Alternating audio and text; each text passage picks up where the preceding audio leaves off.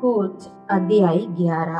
यहोवा ने मूसा नूं आखिया, मैं फिरौन अते मिस्रियां उत्ते एक होर गवाह लियाउण वाला हां। उसदे पिछों वो तुहानू इत्थों जाण देवेगा, और जदों वो तुहानू जाण देवेगा तां वो इत्थों तक मार मार के तुहानू कढ देवेगा। प्रजा दे कन्नां विच ये गल्लां पा दे कि हर मनुख अपने गुआंढी तो और हर तीवी अपनी गुआंढण तो चांदी दे गहने और सोने दे गहने मंग लवे। और यहोवा ने उस प्रजा नूं मिस्रियां दी निगाह विच आदर मान दिता। नाले मूसा मिस्र देश विच फिरौन दे टहलुआं दी निगाह विच और लोकां दी निगाह विच अत महान मनुख सी। मूसा ने आखिया, यहोवा यूं फरमाउंदा है कि मैं अद्धी कु रात नूं मिस्र दे विचों दी लंघन वाला हां, और मिस्र देश विच हर एक पलोटा फिरौन दे पलोटे तो लेके जेड़ा अपने सिंहासन उत्ते बैठा है उस गोली दे पलोटे तिकर जेड़ी चक्की पीछे है, नाले हर एक डंगर दा पलोटा मर जावेगा। और सारे मिस्र देश विच अजिहा वड्डा स्यापा होवेगा जो ना पिछे होया और ना अगे नू फिर होवेगा। पर किसे इसराइली दे विरोध मनुख तो लेके डंगर तक एक कुत्ता भी नहीं भौंकेगा, तां जो तुसी जानो कि यहोवा मिस्रियां अते इसराइलियां विच किवें पिन पेत रखदा है। और ये तेरे सब टहलिए मेरे वल उतरनगे अते मेरे अगे मत्थे रगड़नगे, ये आख के कि तू जा अते तेरे सारे लोग जिहड़े तेरी पैरवी करदे हन और उस दे पिछों मैं निकल जावांगा। फिर वो फिरौन दे कोलों क्रोध दी अग विच निकल गया। तां यहोवा ने मूसा नूं आखिया, फिरौन तुहाडी ना सुनेगा, तां जो मिस्र देश विच मेरे अचरज काम वध जाण। तां मूसा अते हारून ने ये सारे अचरज काम फिरौन दे अगे कीते, और यहोवा ने फिरौन दा मन कठोर होण दिता, सो उसने अपने देशों इसराइलियां नूं जाण ना दिता। सामुएल दी दूजी पोथी अध्याय 24। इहदे पिछों यहोवा दा क्रोध इसराइल उत्ते फिर जागिया अते उसने दाऊद दे मन नूं उन्हां दे विरोध विच परेरिया, भई जा इसराइल अते यहूदा दी गिनती कर। कि जो पादशाह ने योयाब सेनापति नूं जो ओदे नाल सी आख्या, भई इसराइल दे सारे गोतां विच दान तो लेके पैरसेबा तोड़ी लंघ जा अते लोकां नूं गिन लै, भई मैनूं लोकां दी गिनती मालूम होवे। तद योयाब ने पादशाह नूं आखिया, यहोवा तुहाडा परमेश्वर लोकां नूं उस नालों जिन्ने वो हन 100 गुना वधिक करे, अते मेरे महाराज पादशाह दियां अखियां भी ये गल वेखण। पर इस गल दे कारण मेरे महाराज पादशाह दा मन कानू खुश हुंदा है। पर पादशाह दी गल योयाब दे उत्ते अते दल दे सरदारां उत्ते प्रबल पाई गई, अते योयाब और दल दे सरदार पादशाह दे अगे इसराइल दे लोकां दी गिनती करन नूं निकल तुरे। वो यरदनों पार लंघे अते अरोयेर विच जो गाद दी वादी दे शहर दे सज्जे पन्ने याजेर वल है तंब लाए। उत्तों गिलयाद अते तहतीन गादशी दे देश नूं आए अते दान यान नूं आए, और पौंखे सीदोन तोड़ी अपड़े अते उत्तों शेर दे गढ़ तोड़ी आए, अते हिवियां और कनानियां दे दखन नूं पैर सभा तिकर निकल गए। गल खादी वो सारे देश विचों लंघ के 9 महीने अते 20 दिनां पिछों यरूशलेम नूं मुड़ आए, अते योयाब ने लोकां दी गिनती दा चिट्टा पादशाह नूं दिता। सो इसराइल दे 8 लख सूरमे तलवार धरती मनुख सन, अते यहूदा दे 5 लख मनुख सन।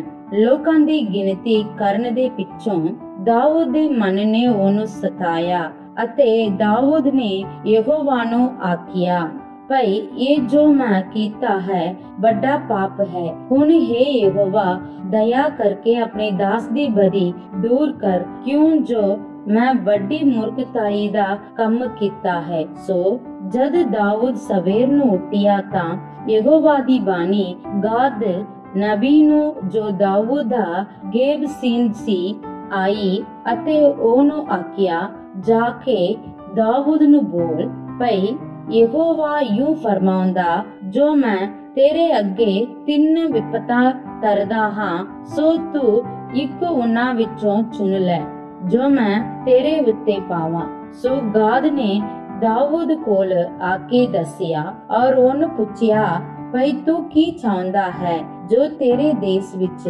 ਤੇਰੇ ਉੱਤੇ 7 ਵਰਿਆਂ ਦਾ ਅਨਕਾਲ ਪਵੇ, ਜਾਂ 3 ਮਹੀਨਿਆਂ ਤੋੜੀ ਤੂੰ ਆਪਣੀ ਵੇਰੀਆਂ ਦੇ ਅੱਗੋਂ ਭੱਜੇ ਅਤੇ ਉਹ ਤੇਰੇ ਮਗਰ ਲੱਗਣ, ਜਾਂ ਤੇਰੇ ਦੇਸ਼ ਵਿੱਚ 3 ਦਿਨਾਂ ਤੋੜੀ ਮਰੀ ਪਵੇ। ਹੁਣ ਸਲਾਹ ਕਰ ਅਤੇ ਠਹਿਰਾ ਦੇ, ਜੋ ਮੈਂ ਉਸ ਨੂੰ ਜਿਸਨੇ ਮੈਨੂੰ ਕੱਲਿਆ ਹੈ ਕੀ ਉੱਤਰ ਦੇਵਾਂ। ਤਦ ਦਾਊਦ ਨੇ ਗਾਦ ਨੂੰ ਆਖਿਆ, ਮੈਂ ਵੱਡੀ ਕੁਆੜੇ ਵਿੱਚ ਫਸਾ ਹੋਇਆ ਹਾਂ। ਹੁਣ ਅਸੀਂ ਯਹੋਵਾ ਦੇ ਹੱਥ ਵਿੱਚ ਪਈਏ, ਕਿਉਂ ਜੋ ਉਸ ਦੀ ਵੱਡੀ ਕਿਰਪਾ ਹੈ, ਪਰ ਮਨੁੱਖ ਦੇ ਹੱਥ ਵਿੱਚ ਨਾ ਪਈਏ। ਸੋ ਯਹੋਵਾ ਨੇ ਇਸਰਾਏਲ ਦੇ ਉੱਤੇ ਮਰੀ ਕੱਲੀ, ਜਿਹੜੀ ਉਸ ਸਵੇਰ ਤੋਂ ਠਹਿਰਾਏ ਹੋਏ ਵੇਲੇ ਤੋੜੀ ਪਈ ਰਹੀ, ਅਤੇ ਦਾਨ ਤੋਂ ਲੈ ਕੇ ਪੈਰਸਬਾ ਤੋੜੀ ਲੋਕਾਂ ਵਿੱਚੋਂ 70,000 ਮਨੁੱਖ ਮਰ ਗਏ। ਜਦ ਦੂਤ ਨੇ ਯਰੂਸ਼ਲਮ ਦੇ ਨਾਸ ਕਰਨ ਨੂੰ ਆਪਣਾ ਹੱਥ ਪਸਾਰਿਆ, ਤਾਂ ਯਹੋਵਾ ਬੁਰੀਆਈ ਕਰਨੋਂ ਹਟ ਗਿਆ ਅਤੇ ਉਸ ਦੂਤ ਨੂੰ, ਜੋ ਲੋਕਾਂ ਨੂੰ ਮਾਰਦਾ ਸੀ, ਆਖਿਆ, ਬਸ ਬਹੁਤ ਹੋ ਚੁੱਕੀ ਹੈ, ਹੁਣ ਆਪਣਾ ਹੱਥ ਢਿੱਲਾ ਕਰ। ਉਸ ਵੇਲੇ ਯਹੋਵਾ ਦਾ ਦੂਤ ਯਬੂਸੀ ਅਰਵਨਾ ਦੇ ਕਲਵਾੜੇ ਕੋਲ ਖਲੋਤਾ ਸੀ, ਅਤੇ ਜਾਂ ਦਾਊਦ ਨੇ ਉਸ ਲੋਕਾਂ ਦੇ ਮਾਰਨ ਵਾਲੇ ਦੂਤ ਨੂੰ ਦਿੱਤਾ ਤਾਂ ਯਹੋਵਾ ਨੂੰ ਆਖਿਆ, ਵੇਖ, ਪਾਪ ਤਾਂ ਮੈਂ ਕੀਤਾ ਅਤੇ ਬੁਰੀਆਈ ਵੀ ਮੇਰੇ ਕੋਲੋਂ ਹੋਈ, ਪਰ ਇਨ੍ਹਾਂ ਭੇਡਾਂ ਦਾ ਕੀ ਦੋਸ਼? ਸੋ ਮੇਰੇ ਉੱਤੇ ਔਰ ਮੇਰੇ ਪਿਓ ਦੇ ਘਰਾਣੇ ਉੱਤੇ ਆਪਣਾ ਹੱਥ ਚਲਾ। ਉਸ ਦਿਨ ਗਾਦ ਦਾਊਦ ਕੋਲ ਆਇਆ ਅਤੇ ਉਹਨੂੰ ਆਖਿਆ, ਜਾ ਅਤੇ ਯਬੂਸੀ ਅਰਵਨਾ ਦੇ ਪਿੰਡ ਵਿੱਚ ਯਹੋਵਾ ਦੇ ਲਈ ਇੱਕ ਜਗਵੇਦੀ ਉਸਾਰ। ਤਾਂ ਦਾਊਦ ਨੇ ਗਾਦ ਦੇ ਆਖਣ ਅਨੁਸਾਰ ਜਿਵੇਂ ਯਹੋਵਾ ਦੀ ਆਗਿਆ ਸੀ, ਉਤਾਹਾਂ ਗਿਆ, ਅਤੇ ਅਰਵਨਾ ਨੇ ਤੱਕਿਆ ਅਤੇ ਪਾਦਸ਼ਾਹ ਅਤੇ ਉਸ ਦੇ ਟਹਿਲੂਆਂ ਨੂੰ ਆਪਣੇ ਵੱਲ ਆਉਂਦਿਆਂ ਡਿੱਠਾ। ਸੋ ਅਰਵਨਾ ਨਿਕਲਿਆ ਅਤੇ ਪਾਦਸ਼ਾਹ ਦੇ ਅੱਗੇ ਧਰਤੀ ਉੱਤੇ ਮੂੰਹ ਕਰਨੇ ਨਿਵਿਆ। ਅਰਵਨਾ ਨੇ ਆਖਿਆ, ਮਹਾਰਾਜ ਮੇਰਾ ਪਾਦਸ਼ਾਹ ਆਪਣੇ ਟਹਿਲੂਏ ਕੋਲ ਕਿਉਂ ਆਇਆ? ਦਾਊਦ ਨੇ ਆਖਿਆ, ਇਹ ਪਿੜ ਮੈਂ ਤੇਰੇ ਕੋਲੋਂ ਮੁੱਲ ਲਵਾਂ, ਭਈ ਯਹੋਵਾ ਲਈ ਇੱਕ ਜਗਵੇਦੀ ਬਣਾਵਾਂ, ਜੋ ਲੋਕਾਂ ਵਿੱਚੋਂ ਬਵਾ ਹਟ ਜਾਵੇ। ਅਰਵਨਾ ਨੇ ਦਾਊਦ ਨੂੰ ਆਖਿਆ, ਮੇਰਾ ਮਹਾਰਾਜ ਪਾਦਸ਼ਾਹ ਜੋ ਕੁਝ ਭੇਟ ਕਰਨ ਲਈ ਉਸ ਦੀ ਨਿਗਾਹ ਵਿੱਚ ਚੰਗਾ ਹੋਵੇ ਸੋ ਲਵੇ। ਵੇਖੋ, ਇੱਥੇ ਹੋਮ ਦੀ ਭੇਟ ਲਈ ਬਲਦ ਅਤੇ ਗਾਹ ਪਾਉਣ ਦਾ ਵਲੇਵਾ ਬਲਦਾਂ ਦੇ ਵਲੇਵੇ ਸਣੇ ਲੱਕੜ ਦੇ ਲਈ ਹੈ। ਇਹ ਸਭ ਕੁਝ ਹੈ। ਰਾਜਨ ਅਰਵਨਾ ਨੇ ਪਾਦਸ਼ਾਹ ਨੂੰ ਦੇ ਦਿੱਤਾ ਅਤੇ ਅਰਵਨਾ ਨੇ ਪਾਦਸ਼ਾਹ ਨੂੰ ਆਖਿਆ, ਯਹੋਵਾ ਤੁਹਾਡਾ ਪਰਮੇਸ਼ਰ ਤੁਹਾਨੂੰ ਮੰਨ ਲਵੇ। ਤਦ ਪਾਦਸ਼ਾਹ ਨੇ ਅਰਵਨਾ ਨੂੰ ਆਖਿਆ, ਯੂੰ ਨਹੀਂ, ਪਰ ਮੈਂ ਤੈਨੂੰ ਮੁੱਲ ਦੇ ਕੇ ਉਹ ਪਿੜ ਲਵਾਂਗਾ, ਅਤੇ ਮੈਂ ਯਹੋਵਾ ਆਪਣੇ ਪਰਮੇਸ਼ਰ ਦੇ ਲਈ ਅਜਿਹੀ ਭੇਟ ਨਾ ਚੜਾਵਾਂਗਾ ਜਿਹਦੇ ਉੱਤੇ ਮੇਰਾ ਕੁਝ ਮੁੱਲ ਨਾ ਲੱਗਾ ਹੋਵੇ। ਸੋ ਦਾਊਦ ਨੇ ਉਹ ਪੀੜ ਔਰ ਉਹ ਬਲਦ 50 ਰੁਪਏ ਦੇ ਕੇ ਮੁੱਲ ਲੈ ਗਿਆ। ਫਿਰ ਦਾਊਦ ਨੇ ਉੱਤੇ ਯਹੋਵਾ ਦੇ ਲਈ ਜਗਵੇਦੀ ਬਣਾਈ ਅਤੇ ਹੋਮ ਦੀਆਂ ਬਲੀਆਂ ਅਤੇ ਸੁਖ ਸ਼ਾਂਤ ਦੀਆਂ ਭੇਟਾਂ ਚੜਾਈਆਂ। ਸੋ ਯਹੋਵਾ ਨੇ ਦੇਸ਼ ਦੇ ਲਈ ਉਹਨਾਂ ਦੀਆਂ ਬੇਨਤੀਆਂ ਮੰਨ ਲਈਆਂ ਅਤੇ ਇਸਰਾਏਲ ਵਿੱਚੋਂ ਬਵਾ ਹਟ ਗਈ। ਜਬਰਾਂ ਦੀ ਪੋਥੀ ਅਧਿਆਇ उन्नति। हे परमेश्वर दे पुत्रों, मन्नो महिमा और समरता यहोवा दी मन्नो, महिमा यहोवा दे नाम दी मन्नो। पवित्र बस्तर विच यहोवा नू मत्था टेको। यहोवा दी आवाज पानियां उत्ते है, जलाल दा पादशाह करजदा है। यहोवा बड़े पानियां दे उत्ते है, यहोवा दी आवाज जोर वाली है, यहोवा दी आवाज शानदार है, यहोवा दी आवाज दियारा नू तोड़दी है। सगों यहोवा लबानोन दियां दियारा नू तोड़ सुटदा है। ओ उन्हां नू बच्चे वांगू लबानोन और सिरियोन नू जंगली बच्चे वांगू खुदाउंदा है। यहोवा दी आवाज अग दियां लाटां विच पाटदी है, यहोवा दी आवाज उजाड़ नू हिलाउंदी है। यहोवा कादेश दी उजाड़ नू हिलाउंदा है, यहोवा दी आवाज हरनियां नू पीड़ा ला दिंदी है। ਉਹ ਜੰਗਲਾਂ ਨੂੰ ਛਾੜ ਸੁੱਟਦੀ ਹੈ ਅਤੇ ਉਹਦੀ ਹੈਕਲ ਵਿੱਚ ਹਰ ਇੱਕ ਆਖਦਾ ਹੈ ਮਹਿਮਾ। ਯਹੋਵਾ ਜਲ ਪਰਲੋ ਉੱਤੇ ਬੈਠਾ ਹੈ ਅਤੇ ਯਹੋਵਾ ਸਦਾ ਲਈ ਬਾਦਸ਼ਾਹ ਹੋ ਕੇ ਬੈਠਦਾ ਹੈ। ਯਹੋਵਾ ਆਪਣੀ ਪ੍ਰਜਾ ਨੂੰ ਬਲ ਦੇਵੇਗਾ, ਯਹੋਵਾ ਆਪਣੀ ਪ੍ਰਜਾ ਨੂੰ ਸ਼ਾਂਤੀ ਦੀ ਬਰਕਤ ਬਖਸ਼ੇਗਾ। ਲੂਕਾ ਦੀ ਇੰਜੀਲ ਅਧਿਆਇ 6। ਇੱਕ ਸਬਤ ਦੇ ਦਿਨ ਯੂ ਹੋਇਆ ਜੋ ਉਹ ਖੇਤਾਂ ਵਿੱਚੋਂ ਦੀ ਲੰਘ ਜਾਂਦਾ ਸੀ ਅਤੇ ਉਸ ਦੇ ਚੇਲੇ ਸਿੱਟੇ ਤੋੜ ਕੇ ਆਪਣੀਆਂ ਹੱਥਾਂ ਨਾਲ ਮਲ-ਮਲ ਚਬਦੇ ਜਾਂਦੇ ਸਨ। ਔਰ ਫਰੀਸੀਆਂ ਵਿੱਚੋਂ ਕਈਆਂ ਨੇ ਆਖਿਆ, ਤੁਸੀਂ ਉਹ ਕੰਮ ਕਿਉਂ ਕਰਦੇ ਹੋ ਜਿਹੜਾ ਸਬਤ ਦੇ ਦਿਨ ਕਰਨਾ ਯੋਗ ਨਹੀਂ ਹੈ? ਯਿਸੂ ਨੇ ਉਹਨਾਂ ਨੂੰ ਉੱਤਰ ਦਿੱਤਾ, ਭਲਾ ਤੁਸਾਂ ਇਹ ਵੀ ਨਹੀਂ ਪੜ੍ਹਿਆ ਜੋ ਦਾਊਦ ਨੇ ਕੀ ਕੀਤਾ? ਜਾਓ ਅਤੇ ਉਹਦੇ ਸਾਥੀ ਭੁੱਖੇ ਸਨ, ਉਹ ਕਿਵੇਂ ਪਰਮੇਸ਼ਰ ਦੇ ਘਰ ਵਿੱਚ ਗਿਆ ਅਤੇ ਚੜਾਵੇ ਦੀਆਂ ਰੋਟੀਆਂ ਲੈ ਕੇ ਖਾਧੀਆਂ, ਜਿਨ੍ਹਾਂ ਦਾ ਖਾਣਾ ਜਾਜਕਾਂ ਬਿਨਾ ਕਿਸੇ ਹੋਰ ਨੂੰ ਯੋਗ ਨਹੀਂ, ਔਰ ਆਪਣੇ ਸਾਥੀਆਂ ਨੂੰ ਵੀ ਦਿੱਤੀਆਂ।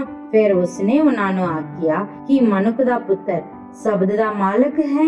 ਇੱਕ ਹੋਰ ਸ਼ਬਦ ਦੇ ਦਿਨ ਯੂ ਹੋਇਆ ਪਈ ਉਹ ਸਮਾਜ ਵਿੱਚ ਜਾ ਕੇ ਉਪਦੇਸ਼ ਦੇਣ ਲੱਗਾ, ਔਰ ਉੱਤੇ ਇੱਕ ਮਨੁੱਖ ਸੀ ਜਿਹਦਾ ਸੱਜਾ ਹੱਥ ਸੁੱਕਿਆ ਹੋਇਆ ਸੀ।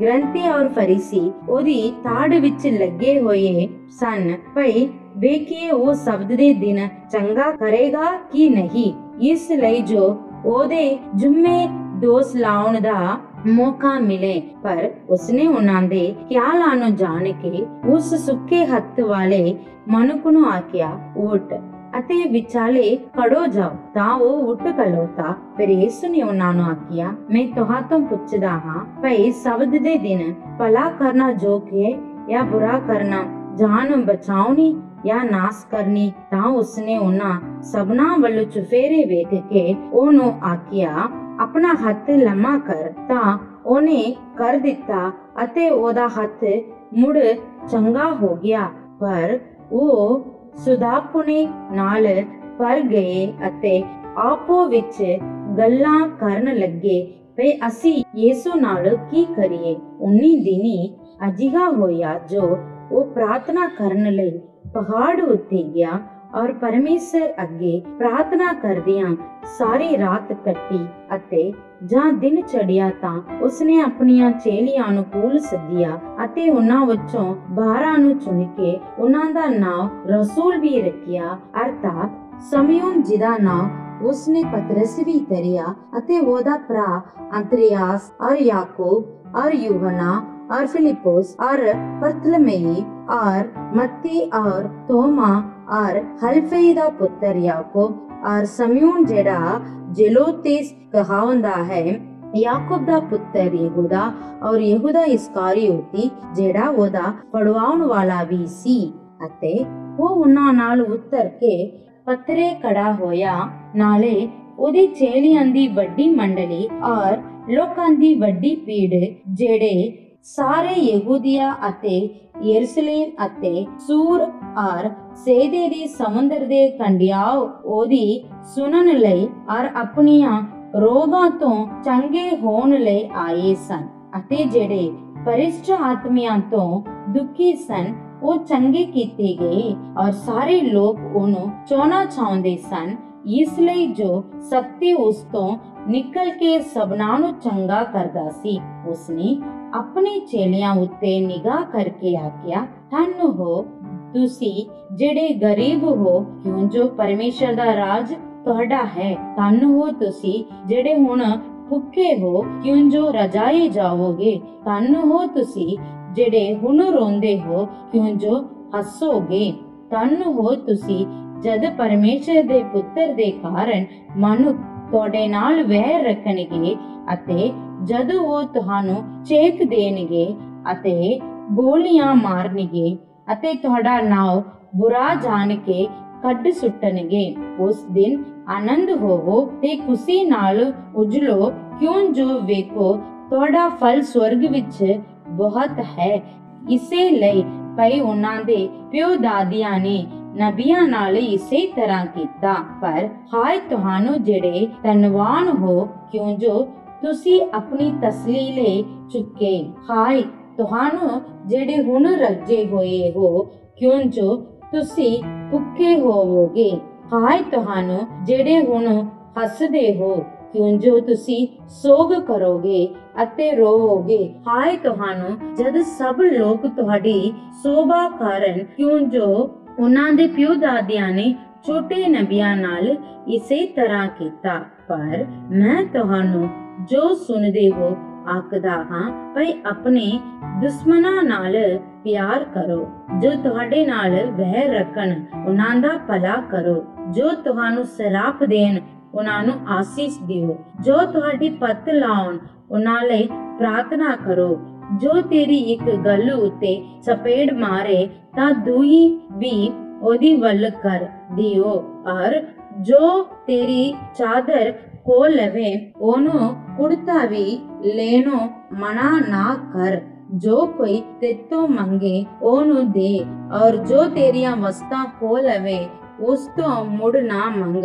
ਅਤੇ ਜਿਹੋ ਜਿਹਾ ਤੁਸੀਂ ਚਾਹੁੰਦੇ ਹੋ ਜੋ ਮਨੁੱਖ ਤੁਹਾਡੇ ਨਾਲ ਕਰਨ, ਤੁਸੀਂ ਵੀ ਉਹਨਾਂ ਨਾਲ ਤਿਹੋ ਜਿਹਾ ਕਰੋ। ਜੇ ਤੁਸੀਂ ਉਹਨਾਂ ਨਾਲ ਪਿਆਰ ਕਰੋ ਜਿਹੜੇ ਤੁਹਾਡੇ ਨਾਲ ਪਿਆਰ ਕਰਦੇ ਹਨ, ਤਾਂ ਤੁਹਾਡਾ ਕੀ ਹਸਾਨ ਹੈ, ਕਿਉਂ ਜੋ ਪਾਪੀ ਲੋਕ ਵੀ ਆਪਣੀਆਂ ਪਿਆਰ ਕਰਨ ਵਾਲਿਆਂ ਨਾਲ ਪਿਆਰ ਕਰਦੇ ਹਨ। ਔਰ ਜੇ ਤੁਸੀਂ ਉਹਨਾਂ ਹੀ ਦਾ ਭਲਾ ਕਰੋ ਜਿਹੜੇ ਤੁਹਾਡਾ ਭਲਾ ਕਰਦੇ ਹਨ, ਤਾਂ ਤੁਹਾਡਾ ਕੀ ਹਸਾਨ ਹੈ, ਕਿਉਂ ਜੋ ਪਾਪੀ ਲੋਕ ਵੀ ਇਹੋ ਕਰਦੇ ਹਨ। ਜੋ ਤੁਸੀਂ ਉਹਨਾਂ ਹੀ ਨੂੰ ਸੁਧਾਰ ਦਿਓ ਜਿਨ੍ਹਾਂ ਕੋਲੋਂ ਲੈਣ ਦੀ ਆਸਾ ਹੋਵੇ, ਤਾਂ ਤੁਹਾਡਾ ਕੀ ਹਸਾਨ ਹੈ। ਪਾਪੀ ਲੋਕ ਵੀ ਪਾਪੀਆਂ ਨੂੰ ਉਧਾਰ ਦਿੰਦੇ ਹਨ, ਭਈ ਮੁੜ ਕੇ ਉਹਨਾਂ ਤੋਂ ਉਹਨਾਂ ਹੀ ਲੈ ਲੈਣ। ਪਰ ਤੁਸੀਂ ਆਪਣੀਆਂ ਵੇਰੀਆਂ ਨਾਲ ਪਿਆਰ ਕਰੋ ਅਤੇ ਉਹਨਾਂ ਦਾ ਭਲਾ ਕਰੋ, ਨਿਰਾਸ਼ ਨਾ ਹੋ ਕੇ ਉਧਾਰ ਦਿਓ, ਤਾਂ ਤੁਹਾਡਾ ਫਲ ਬਹੁਤ ਹੋਵੇਗਾ ਅਤੇ ਤੁਸੀਂ ਅਤ ਮਹਾਨ ਦੇ ਪੁੱਤਰ ਹੋਵੋਗੇ ਕਿ ਉਹ ਨਾਸੁਕਰੀਆਂ ਅਤੇ ਦੁਸ਼ਟਾਂ ਉੱਤੇ ਕਿਰਪਾਲੂ ਹੈ। ਦਿਆਲੂ ਹੋਵੋ ਜਿਵੇਂ ਤੁਹਾਡਾ ਪਿਤਾ ਦਿਆਲੂ ਹੈ। ਦੋਸ਼ ਨਾ ਲਾਓ ਤਾਂ ਤੁਹਾਡੇ ਉੱਤੇ ਦੋਸ਼ ਲਾਏ ਨਾ ਜਾਵੇਗਾ, ਅਤੇ ਅਪਰਾਧੀ ਨਾ ਠਹਿਰਾਵੋ ਤਾਂ ਤੁਸੀਂ ਅਪਰਾਧੀ ਨਾ ਠਹਿਰਾਏ ਜਾਓਗੇ। ਛੱਡ ਦਿਓ ਤਾਂ ਤੁਸੀਂ ਛੱਡੇ ਜਾਓਗੇ। ਦਿਓ ਤਾਂ ਤੁਹਾਨੂੰ ਦਿੱਤਾ ਜਾਵੇਗਾ।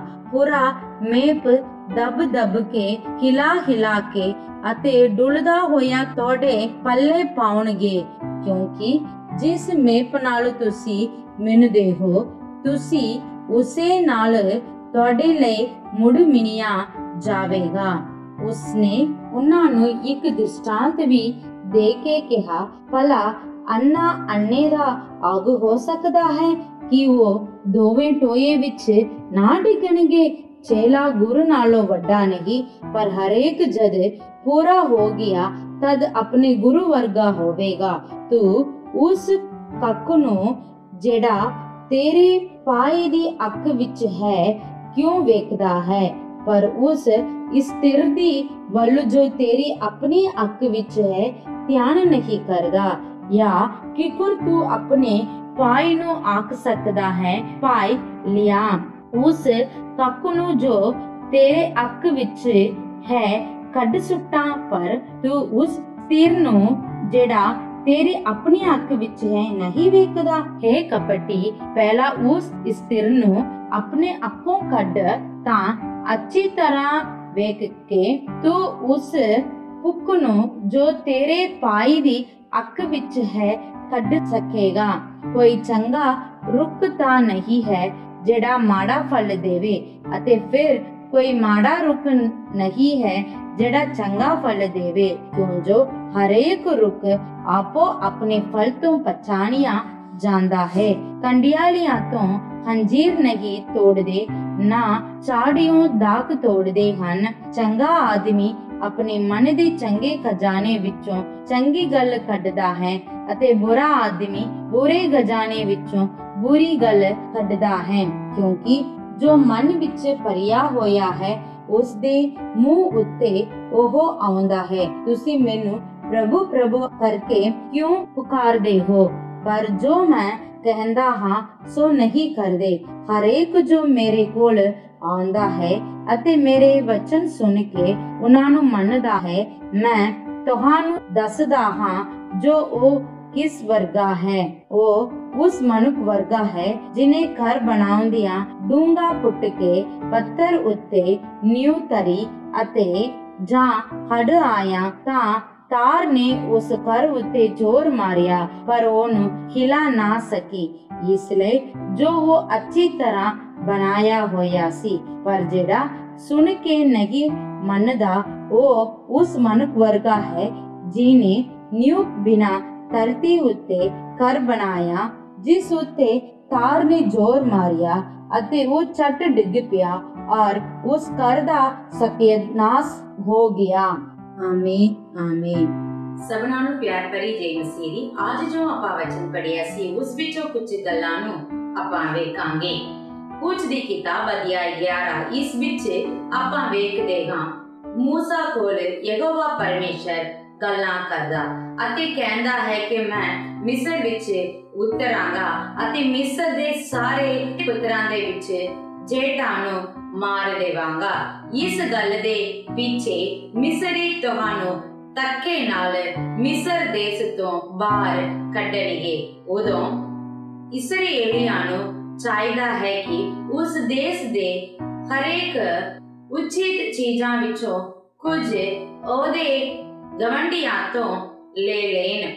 ਸੋਨਾ ਚਾਂਦੀ ਵੀ ਉਹਨਾਂ ਤੋਂ ਲੈ ਲੈਣ। ਸੋ ਇਹਨਾਂ ਗੱਲਾਂ ਦੇ ਪਿੱਛੇ मूसा फिरौन दे सन्मुख जाके अते खलदा है कि यहोवा परमेश्वर मिस्र विच उतरेगा अते मिस्र देश दे विच बहुत बड़े सियापा होवेगी।